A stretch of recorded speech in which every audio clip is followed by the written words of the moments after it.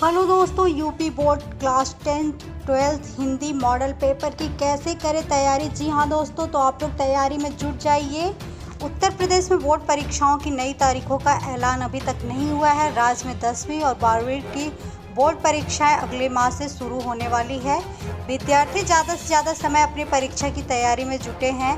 अक्सर विद्यार्थी हिंदी विषय को आसान विषय समझकर ठीक तरह से तैयारी नहीं करते हैं।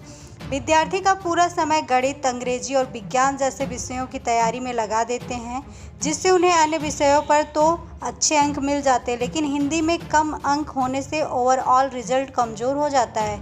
लेकिन अब ज़रूरी है कि छात्र परीक्षा के लिए अन्य विषयों की रिवीजन के साथ साथ हिंदी के मॉडल टेस्ट पेपर का भी हल करना शुरू करें।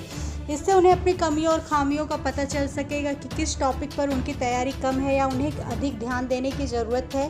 इससे विद्यार्थियों को अपनी तैयारी और बेहतर करने में मदद मिलेगी।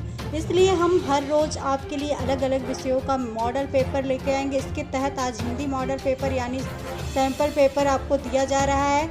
यह सैम्पल पेपर यूपी बोर्ड के शिक्षकों द्वारा बनाए गए। यूपी बोर्ड की 10वीं परीक्षा की तैयारी कर रहे छात्र अक्सर गणित, अंग्रेजी, विज्ञान जैसे विषयों की तैयारी करने में लगते हैं, लेकिन हिंदी विषय को कम समय देते हैं।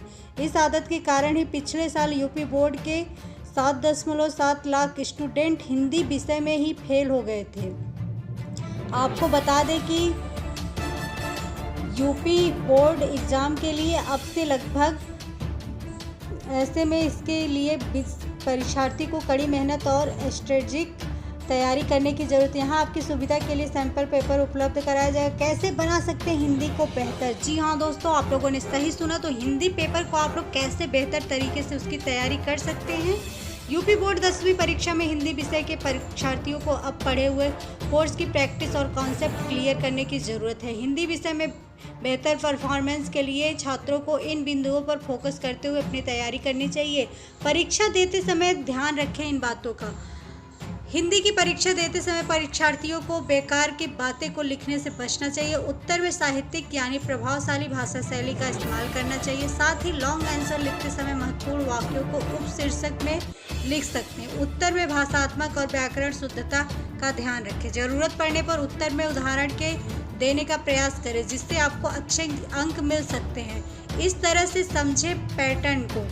हिंदी गद्य पद्य के विकास से 5-5 अंकों के 2 लघु उत्तरीय प्रश्न पूछे जाते हैं। गद्य पढ़कर उत्तर लिखना होगा और पद्य की संदर्भ संख्या व्याख्या करनी होगी, जिससे क्रमशः 6-6 अंक निर्धारित होंगे।